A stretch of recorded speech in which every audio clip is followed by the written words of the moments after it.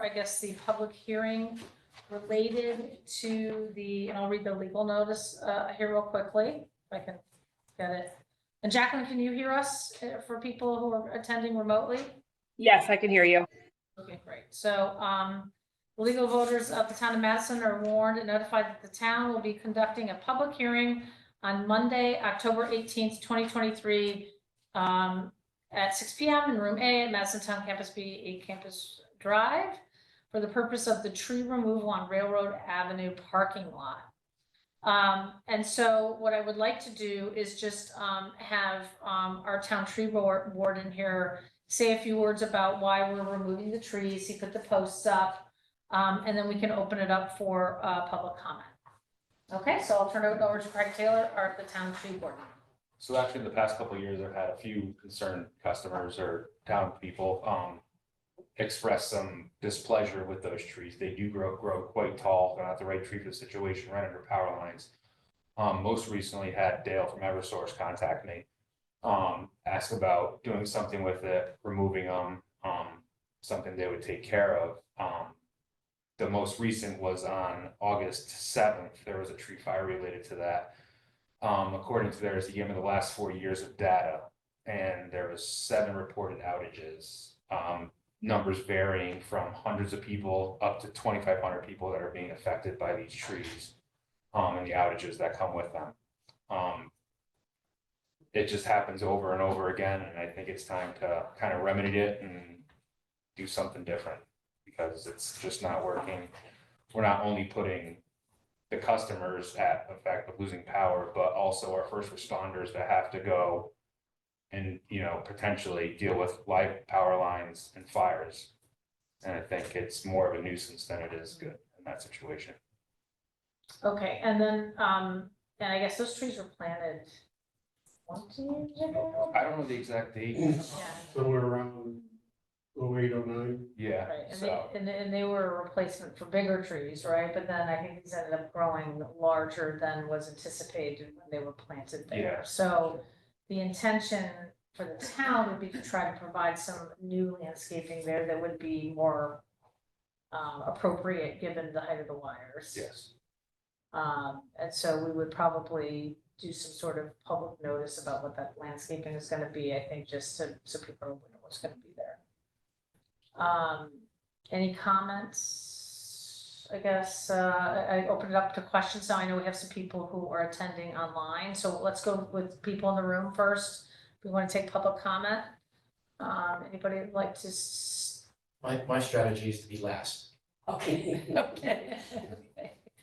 Go ahead, please. State. I'm And stand up just so it can be heard, and then name and address, please. I'm Catherine DeBura, and I live at 20 Arbor Lane, which is connecting street to Railroad where all of those trees are. And I have seen that happen as well. Exactly agree with everything Craig has said. I share a home with a first responder, so quite aware of when those calls go out. And I often joke about it being the annual anniversary of the power outage coming again, and it does happen quite often. And I agree to something that's a little lower, a hedge type tree. I'm not a total tree expert, but something like that would be amenable to the neighbors in the that face that would be probably perfect. So thank you. Okay, thank you. Any other in the room here, and then I can go to online. So Sam DeBura, 20 Arbor Lane. So obviously I've been involved in a lot of these outages. And it's as Craig mentioned, it's increasing throughout the years. Last year there was at least 2 times that the power outages, the trees caused a power outage. We've already had one this year. And in the last 10 years, we've been there at least 13 times for power outages involving those trees. So realistically, they should come down. They probably should never have been planted in the first place. Maybe the species that was specified wasn't the one that was planted. I'm not sure exactly what happened, but it's becoming more of a nuisance now. And it's not only that, but it's causing damage when the power goes out. It doesn't just go out once. With the way the system works now, Eversource has reclosers that they try to re-energize the system. It does it like 2 or 3 times, and that surges damaging people's equipment in their houses. Right now with all the electronics, it's all a lot more sensitive to the electricity going on and off than it was years ago. So, you know, it's costing people a lot of money.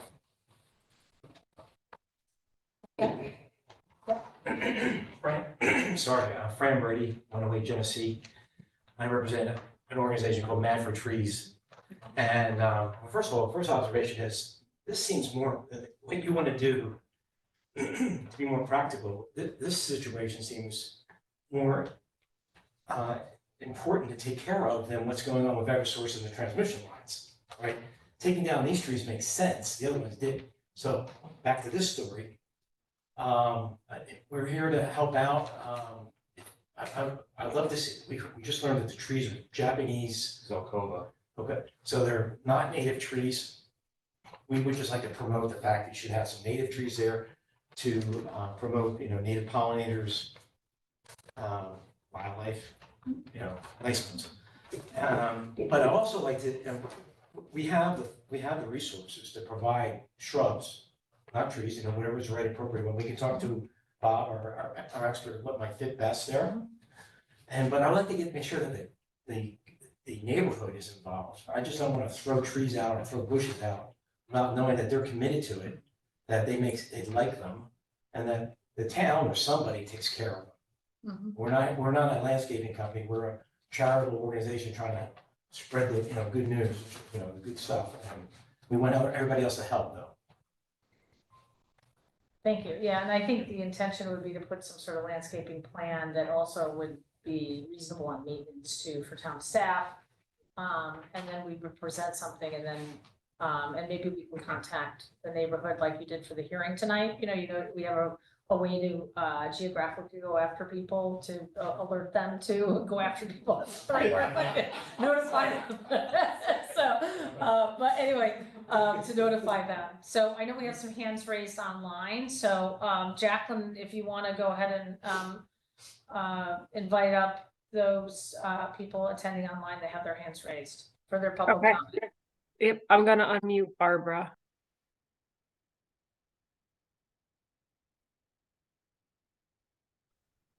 Am I unmuted now? Yep, we can hear you. Okay, my name is Barbara Yeager. I live at 205 River Road. I'm actually for, surprisingly enough, I am for that tree removal.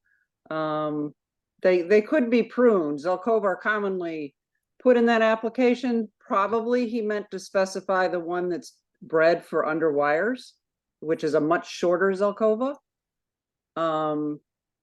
But I'm not against those being removed because they are in the wires, and it would be too much of a commitment, I think, for the town to keep pruning them out of the wires or Eversource. There are plenty of appropriate trees, native ones that Eversource will supply, that they've said they will supply on our street. So I think you could have, them take care of that. You could just specify the right trees, like Magnolia virginiana might be a little hot there, but those are over at the train station.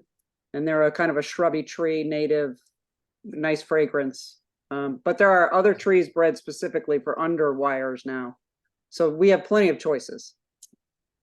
That's all I just wanted to say. I think we should remove those. They're way in the wires. Okay, thank you. And there was another hand raised and then it disappeared. So please mark yourself with your hand, the little hand thing. Let me just see real quick. Maybe they decided that. Yeah, I don't see any more hands, but there are some questions that I can read. Okay, great. Go ahead. Jan Van Herrick, sorry if I said that wrong. He said, I live on Arbor Street. The trees are at the end of my street. Can't the trees be trimmed to allow the wires to go through? We should not be chopping down trees. We should be planting more for the sake of the planet. Okay, that was his question. I don't know if you want to answer anything. Yeah, it's her. So, it's really more of a statement, but I think once again, the view is that even the pruning, because I think that's what's been done, right? That's what Yeah. Eversource routinely does, is prune those trees, and Yeah. we're still here for the same problem. Yeah. They'll still be replaced. It'll be they come down and something else will go in its place. Yeah, but there will be some other trees to replace them in terms of like, you know, promoting the environmental benefits of trees and things like that. There'll be other things replacing there, but just that they're not gonna grow as tall. Are those wires lower than normal though? No, they look low. No, okay. I mean, it is kind of, if, you know, I'm sure you drive down there, drove down today again just to look at them, and I was like, it's literally like a V, and the wires are right in down the middle of them. But I think, you know, obviously the neighborhood wants to have some sort of blockage from the view and also, you know, something pleasant. Many people use that road as a gateway to town, so we want to be careful about what the selection's gonna be. Was there another comment, Jacqueline, in the chat? Yes, there is another comment. J.R. Arman lives at 32 Arbor Street. He agreed with Fran's point about planting low growing native species and asked 2 questions. Do you have a specific species of plantings in mind for replacing the trees? And is it not possible to trim the trees? So I think that the intention is we will develop a plan, I think, of planting and get some input on, and we want to make them native, obviously. I think that's what the town's intention is to do for any kind of tree replacement. And then I think we talked about the trimming, that's been a problem historically, because it hasn't really solved the problem. And because the way the growth is and everything, and the way the wires are positioned, it still doesn't It's not resolve the the answer. trimming, the trimming issue. But I think we will be working, you know, Craig and we'll work with the team to come up with something that would be really beautiful and appropriate, I think, for the location. And if Eversource, you know, if there's something that we can use from, as a donation, or Eversource, might as well let them, you know, give us, so we'll probably tap their willingness to replace. You know, I think that would be optimal, because it would be nice to get something that was a little more fully developed as well, versus having to have a small sapling or whatever. I think that'll be the problem with Eversource. They're not gonna provide a Yeah.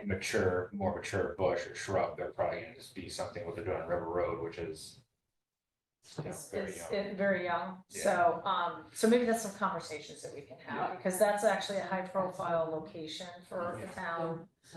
Yeah. So, any other comments or hands? I don't see any hands raised. Any other comments in the chat? Just one from Barbara. She said, make it a rain garden. A rain garden, okay. Meaning enough for the water supply, Oh, right, yeah. even I know that. That's it. From the garden club, right? Or no, No, I'm just kidding. Just- I wanna join someday. A lot of cities are doing that. Yeah. So, yeah, no, that's a great idea. So, Fran, you had your hand raised for another comment. Did you want to make another No, comment? it's just about the wires. I thought they Okay. were lower, and so any kind of tree might be a problem. And I think Yeah. you might have to focus on shrubs, and you have to have a variety to make it look nice. But a rain garden, New Haven, Philadelphia, Middletown, a lot of people are doing rain gardens. So is that requiring like certain specifications for a rain garden? So you have to have like certain types of plants, and so we would have to like map that out, I guess, and design it, right? Yeah, It's a pretty yeah. big, long stretch of green space, Yeah, right? yeah. So, we can do that, actually. You we have could all that do- paved area. Yeah. Well, my wife brought this up. Are there plans for that area to be developed? One time somebody wanted to put a brewery there. You don't want to put all this money in and then have it torn up. Yeah, that's- well, it's owned by Amtrak. Yeah, that's on Yeah. railroad property. Yeah, so it's railroad, and I know the town has in the past had that as a discussion topic with Amtrak, because we would like to see some sort of improvement there and even just maintaining it. Yeah. I think we lease the other part of the parking lot, right? We don't lease that part though for public parking, do we? I think we'll have to go back and talk about it. Now that we're doing this rain garden and everything else, just look at the status of that, you know, because it does need to be repaved too. But we don't own it. So that's just in our right of way that where, you know, those trees are, but it's not actually owned by the town. So, but we should you know, go back and kind of look at that again.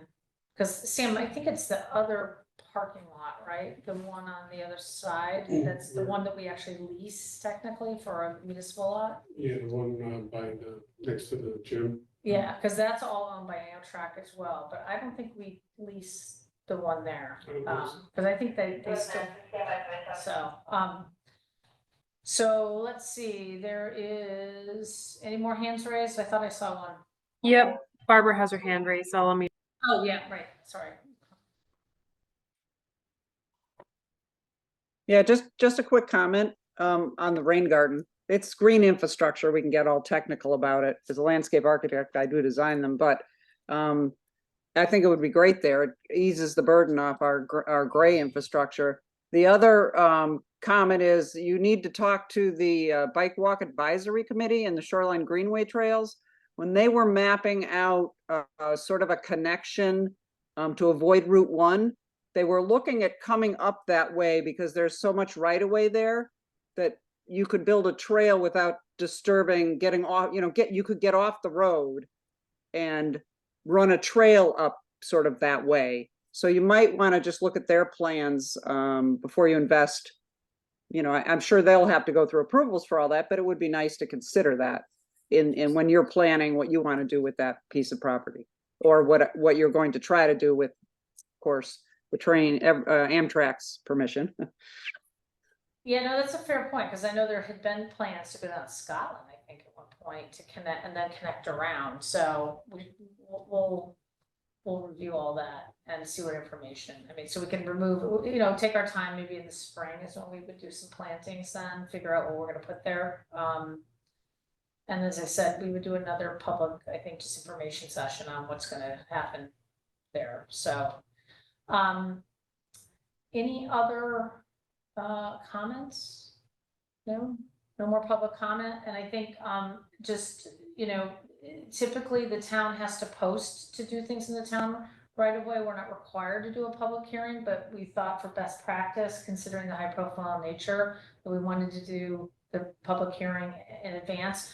The public can request it, right? So if you post it and then somebody says I want a public hearing, but we just went ahead and scheduled it. So let's let everybody weigh in. So, and I think our intention is always to try to do that when it's something that impacts a lot of the community. So,